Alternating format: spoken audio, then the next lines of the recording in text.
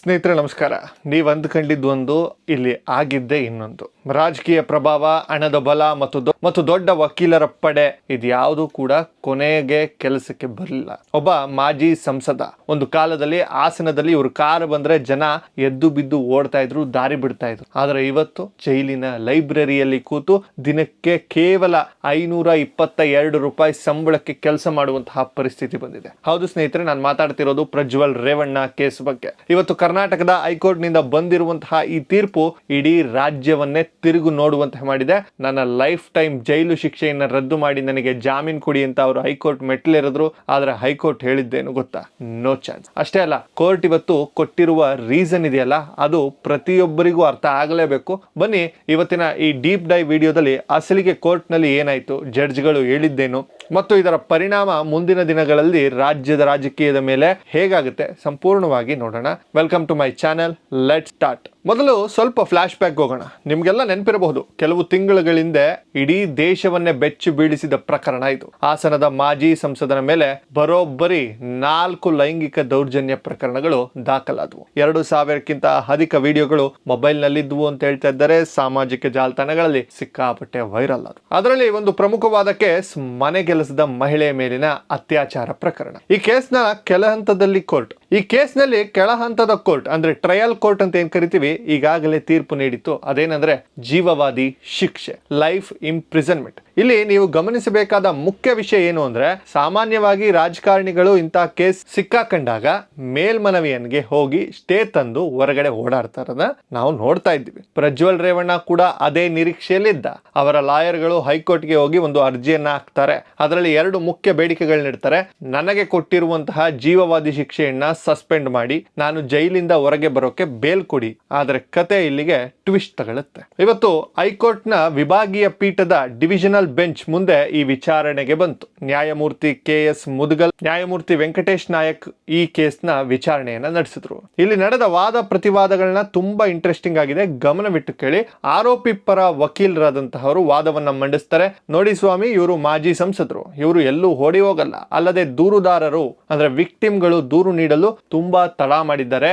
ಘಟನೆ ನಡೆದ ತಕ್ಷಣ ಯಾಕೆ ದೂರನ್ನ ಕೊಡ್ಲಿಲ್ಲ ಅವರು, ಇದರಲ್ಲಿ ರಾಜಕೀಯ ಪಿತೂರಿ ಇದೆ ಅನ್ನೋದು ಅವರ ವಾದವಾಗಿತ್ತು. ಆದ್ರೆ ಸರ್ಕಾರಿ ಅಭಿಯೋಜಕರು ಅಂದ್ರೆ SPP ವಾದವನ್ನ ಮಂಡಿಸಿದ್ರು. ಇಲ್ಲಿ SPP ಸ್ಪೆಷಲ್ ಪಬ್ಲಿಕ್ ಪ್ರಾಸಿಕ್ಯೂಟರ್ ಅವರು ಇಟ್ಟಂತಹ ವಾದವೇ ಗೇಮ್ ಚೇಂಜರ್ ಆಯ್ತು. ಅವರು ಕೋರ್ಟ್ ಮುಂದೆ ಹೇಳಿದ್ದು ಇಷ್ಟು: ಇದು ಸಾಮಾನ್ಯ ಕೇಸ್ ಅಲ್ಲ.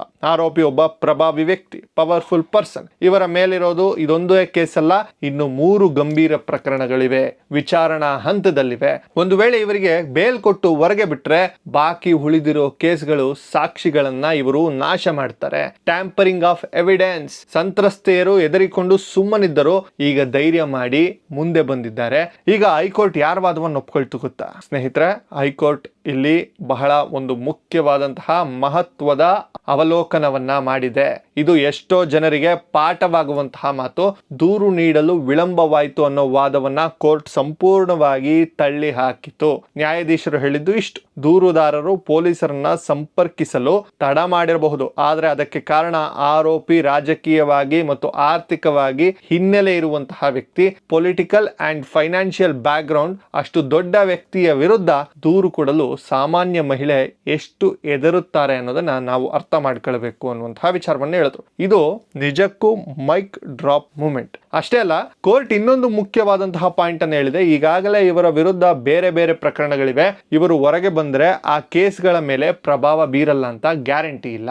ಅಪರಾಧದ ಗಂಭೀರತೆಯನ್ನ, ಗ್ರಾವಿಟಿ ಆಫ್ ದ ಕ್ರೈಮ್ ಅನ್ನ ನೋಡಿದಾಗ ಈ ಹಂತದಲ್ಲಿ ಶಿಕ್ಷೆಯನ್ನು ಅಮಾನತು ಮಾಡಲು ಅಥವಾ ಜಾಮೀನು ನೀಡಲು ಸಾಧ್ಯವೇ ಇಲ್ಲ. ಹೀಗಾಗಿ ಪ್ರಜ್ವಲ್ ರೇವಣ್ಣ ಸಲ್ಲಿಸಿದ ಅರ್ಜಿಯನ್ನ ಹೈಕೋರ್ಟ್ ವಜಾ ಮಾಡಿದೆ. ಇಲ್ಲಿ ವಿಧಿಯ ಆಟ ನೋಡಿ ಸ್ನೇಹಿತರೆ.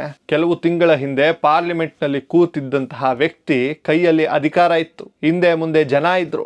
ಆದರೆ ಇವತ್ತು ವರದಿಗಳ ಪ್ರಕಾರ ಜೈಲಿನಲ್ಲಿ ಪ್ರಜ್ವಲ್ ರೇವಣ್ಣ ಅವರಿಗೆ ಕೊಟ್ಟಿರುವಂತಹ ಕೆಲಸ ಏನ್ ಗೊತ್ತಾ? ಗ್ರಂಥಾಲಯ ಸಹಾಯಕ, ಲೈಬ್ರರಿ ಕ್ಲರ್ಕ್. ಹೌದು, ಜೈಲಿನ ಲೈಬ್ರರಿಯಲ್ಲಿ ಪುಸ್ತಕಗಳನ್ನ ಜೋಡಿಸೋದು, ಲೆಕ್ಕ ಇಡೋದು ಇವರ ಕೆಲಸ. ಇದಕ್ಕೆ ಇವರಿಗೆ ಸಿಗುವಂತಹ ದಿನಗೂಲಿ ಎಷ್ಟು ಗೊತ್ತಾ? ಕೇವಲ 522 ರೂಪಾಯಿಗಳು.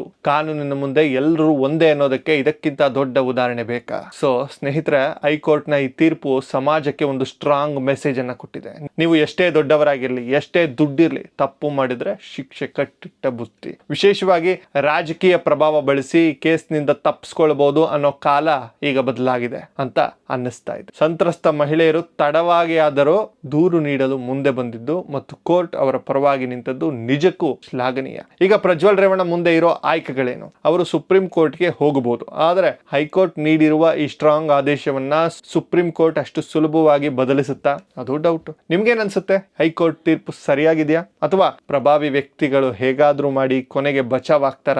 ನಿಮ್ಮ ಅಭಿಪ್ರಾಯವನ್ನ ತಪ್ಪದೆ ಕೆಳಗಡೆ ಕಮೆಂಟ್ ಬಾಕ್ಸ್ ನಲ್ಲಿ ಬರೀರಿ. ಈ ವಿಡಿಯೋದಲ್ಲಿನ ಮಾಹಿತಿ ನಿಮಗೆ ಇಷ್ಟ ಆಗಿದ್ರೆ ದಯವಿಟ್ಟು ಲೈಕ್ ಮಾಡಿ, ಶೇರ್ ಮಾಡಿ, ಸಬ್ಸ್ಕ್ರೈಬ್ ಮಾಡಿ. ಇದೇ ರೀತಿಯ ಪ್ರತಿಯೊಂದು ಸುದ್ದಿಯನ್ನು ಆಳವಾಗಿ ಅರ್ಥ ಮಾಡ್ಕೊಳ್ಳೋಕೆ ನಮ್ಮ ಚಾನಲ್ನ ಸಬ್ಸ್ಕ್ರೈಬ್ ಮಾಡ್ಕೊಳ್ಳಿ. ಆಗೋದನ್ನ ಮರಿಬೇಡಿ, ಸಬ್ಸ್ಕ್ರೈಬ್ ಮಾಡ್ಕೊಳ್ಳಿ. ಮುಂದಿನ ವಿಡಿಯೋದಲ್ಲಿ ಸಿಗೋಣ.